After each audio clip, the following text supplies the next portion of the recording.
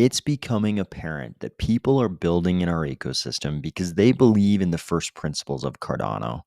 This is the part where you normally expect me to start talking about the blockchain trilemma, and it is that, but it's also more than that. Among the first principles of Cardano, I would also count respect for personal sovereignty, not just of the rich and elite, but of everyone. Cardano's mission is a level and fair economic playing field for everyone in the world. That's why we care about emerging markets. That's why you don't have to be rich to keep custody of your own coins when you stake. That's why there's no slashing. That's why everyone, not just the elite, are allowed to vote on how the treasury is spent. Along with solving the trilemma, these are the things attracting so many builders to our ecosystem right now. They're also the things that'll make Cardano proliferation unstoppable. Ready? Let's go.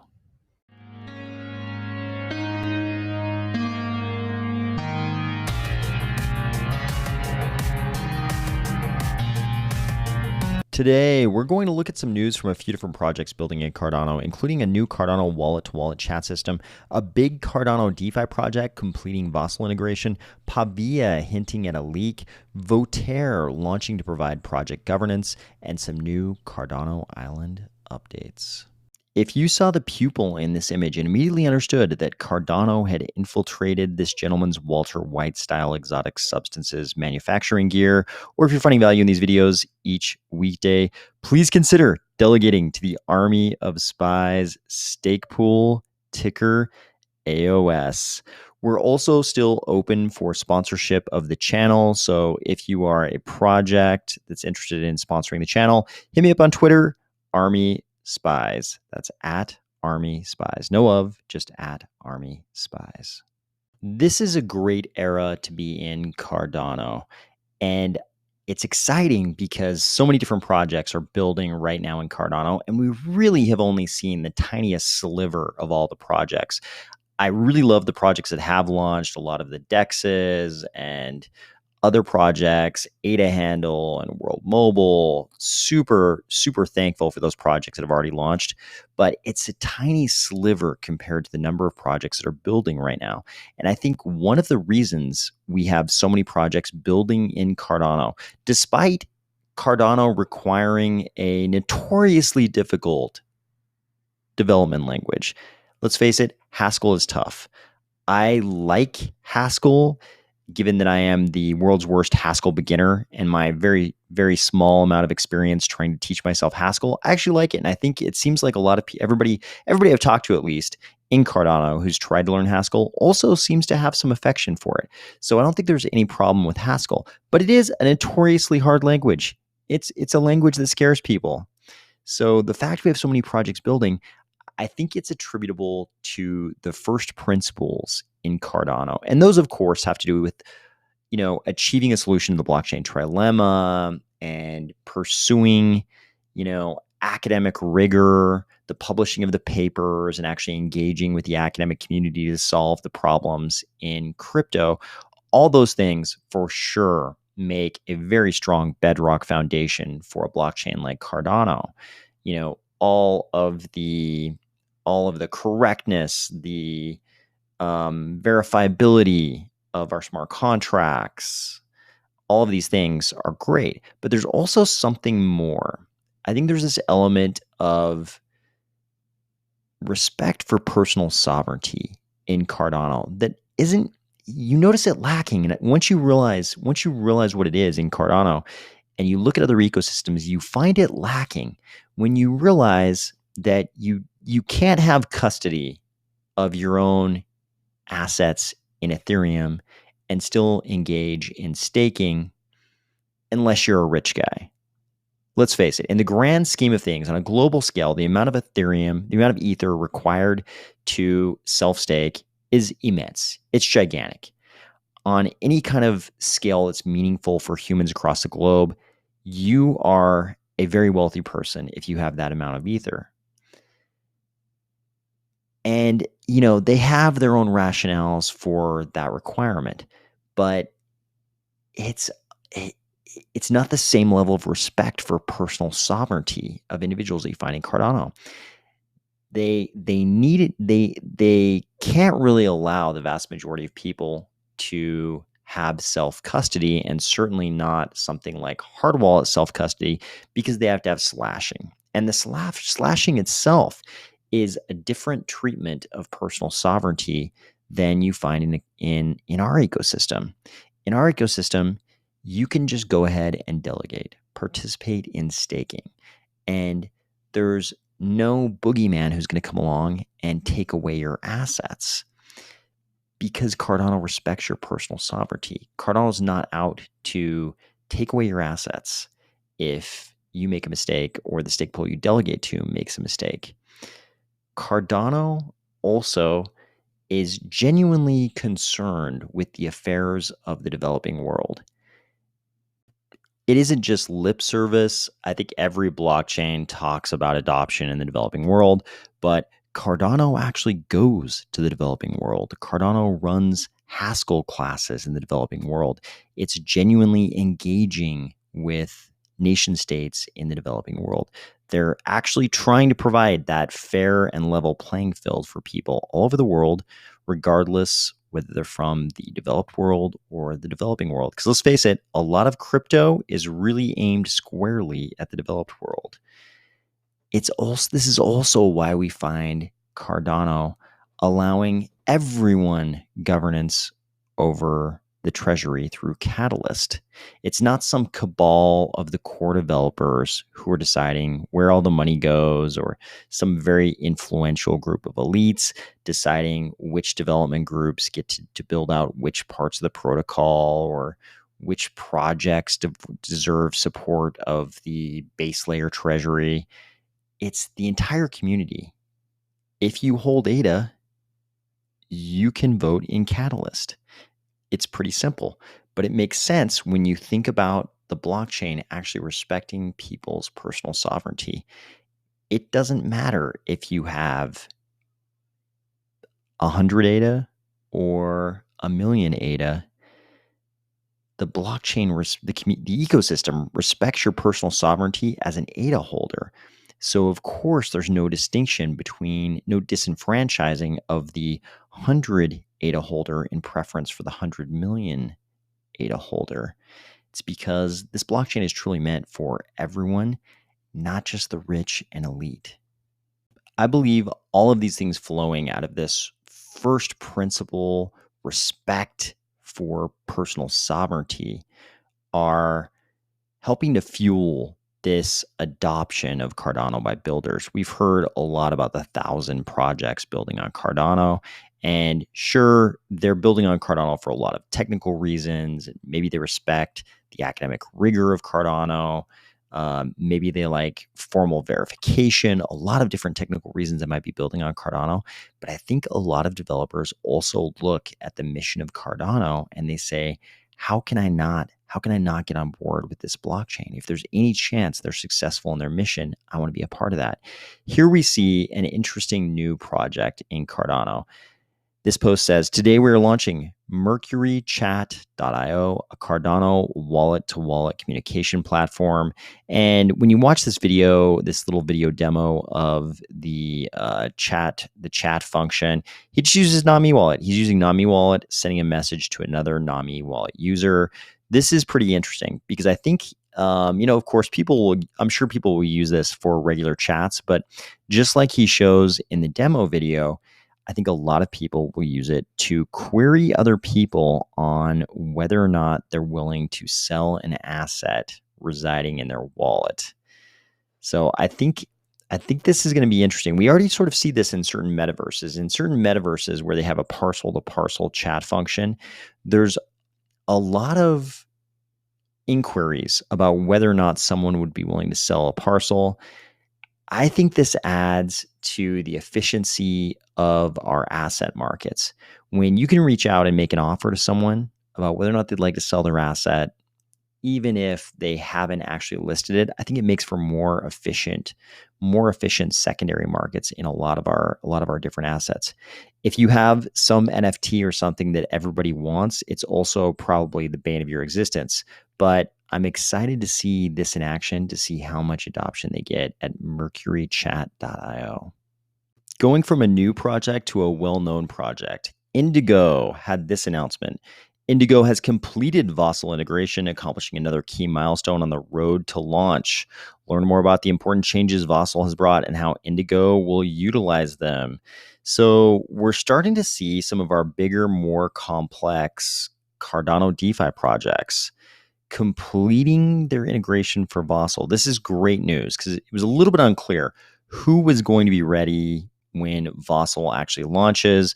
I wouldn't have been shocked at all if it had taken several, or if it still does take several months after the launch of Vasil for some of these more complex projects to figure everything out and actually launch. But I think it's a great sign that we're already seeing some of our bigger, more well-known DeFi projects completing their preparations for Vasil. It looks like Pavia is sort of hinting at a leak in their near future. And what it looks like they're going to leak is kind of interesting. They say, we don't know what happened. We are usually very careful with our confidential documents, but we've mislaid one regarding POVs. We really hope it doesn't appear anywhere in the near future. Hashtag metaverse, hashtag POVs, hashtag lore. So the lore part of this is what's interesting to me. I mean, obviously we all know of the existence, at least, of POVs, and we know they're a part of Pavia. But what's interesting to me is the extent to which our Cardano metaverse projects are going to choose to weave some kind of a narrative underpinning their metaverse. Because you could imagine developers of a metaverse could come along and say, hey, we're just going to launch the metaverse, no backstory, no narrative, no lore. We just launch it and people use it. I definitely prior to the existence of any Cardano metaverses, I definitely already spent a lot of time in metaverse projects in other ecosystems in crypto, and a lot of them they were just kind of like, here's a metaverse, and there was no backstory whatsoever, which I think some people probably like. Some people probably don't want any kind of fictional narrative because they're not interested in fiction. That's not why they're in the metaverse. But I think a lot of people are. If we think of the of metaverse projects as being akin to games, and I think a lot of them will be, then having some kind of fictional narrative might be important for adoption of users. In that case, I guess we could call it player adoption, because if there is a narrative like that, and there are these game elements that are consistent with the narrative, then you really are more on, maybe the gaming side of this spectrum, from just kind of like open world metaverses to metaverses that have some kind of narrative and some gaming aspects. And it seems like all the big Cardano metaverse projects, they're all sort of slowly adopting some level of narrative behind the metaverse, and definitely some gaming aspects. Obviously, Cornucopias is very game oriented. With Virtua's Cardano Island, we see we already know about a lot of their resource collecting game elements and the crafting that goes along with that. So I'm really curious to see how much these metaverse projects are going to end up pushing themselves sort of towards that gaming side of the spectrum. Another new Cardano project launching, Voteaire, is letting us know they are here. Voteaire is kind of interesting. It seems like kind of a turnkey governance voting platform for projects. I think there are probably a lot of different types of projects, NFT projects. They also cite DeFi projects with associated tokens. It seems like if you were a project with some kind of a token, you could use Voteaire to it looks like pretty easily and quickly have a voting platform for your community. This is a great step forward. We need these kind of tools, I think, for these digital virtual communities to get to something that looks like full governance. Obviously, very difficult to have full governance if you don't have voting. So this seems like a key piece of sort of governance infrastructure that projects could use. Obviously, there's other governance, sort of tooling projects in Cardano, And I'm super glad to see this. I think governance is one of those things that isn't really optional, isn't going to be optional in crypto in the future. I think it's going to be something, it's going to be kind of a threshold matter for a lot of projects in the future. So I'm super happy to see all of this governance sort of tooling being built out in Cardano. Of course, another big Cardano governance project is ADAO. And if you don't know anything about ADAO, it seems like one of the best sources of information is this introductory article over at their Medium. If we come over to this article, which is from Clearback in January, we can find that the members of ADAO hope to serve the Cardano community in three main areas: education, tooling, and support. I'm still convinced that DAOs probably have the potential to outcompete corporations. Just writ large, corporations globally could possibly be outcompeted by DAOs. I think there's that much of an efficiency potential with DAOs. They could be so much more efficient than regular corporations. I've talked about it in the past on this channel, but I think these are exactly the things we probably need to be on that path: education, tooling, and support. We also got the first in what looks like it's going to be a series of dev updates from Virtua. It looks like this is the first installment in an ongoing series, and it answered a bunch of questions. If you follow Virtua and Cardano Island, you probably know it looked like they were going to do their land claim event for those people holding the NFTs for the parcels in Virtua's Cardano Island. There's going to be a land claim event where you could decide where your parcels were going to be situated on Cardano Island. It looked like they were going to go ahead and do it, and then they decided to hold off for a second to, it sounded like, perfect their sort of land claim process. So Jawad in this interview answers a few questions on how that's going to work. He says the land claim is going to be multi-stage based on rarity. And it sounds like they're going to engage in a few more weeks of testing, and then the land claim event might happen. It's kind of sounds like maybe the end of this month or the first part of next month. You'll only be able to pick one parcel at a time. So I think they're trying to mitigate the effects of someone having like 20 parcels and going in and just kind of like boxing out an entire area. After the claim event will be the event where you get the actual spaces on the parcel, the actual like buildings on the parcel, and they're aiming for those to be live immediately, which I love. I think definitely the pattern in metaverses in general has been sort of that they give you something, but it's not live for like months or years. There's definitely been a long history of that in crypto in general, but it looks like they're trying to have these spaces that we can actually put on the parcels live as soon as we get them. They say all of the resource crafting will come later, but resources will start accruing immediately on a monthly basis. And if you've been following this project, you know they've got like wood and goo and different resources. And we don't really know what that crafting is going to look like yet. But this seems like a pretty central game element in the Cardano Island metaverse. There's going to be a new website for all of these microtransactions related to the crafting and the resources and all those kind of things. And Jawad says that'll probably be live in Q1. He was like, maybe Q4, but I'm guessing Q1. They're thinking about access control for the spaces on your parcel. I love this. This is something I've been thinking about because I think everybody who wants to use their parcel in these metaverse projects is going to want to allow certain people to come into their parcel, into their space, without allowing everybody in the world just constant open access. So there are possible notions in Cardano Island of access keys and even access keys only for certain events. This sounds great to me because obviously what I want to do is have a little army of spies Friday night parties where we can all be sort of hanging out together in the metaverse, and also all of us being at home and having drinks in our hands. For events like that, there are obvious advantages if you can control who actually comes into the space. They said Virtua is going to have all kinds of rentals via a partner, which Jawad says has a really cool frictionless tech stack for rentals. And they're bringing their technology to Cardano and to Virtua first.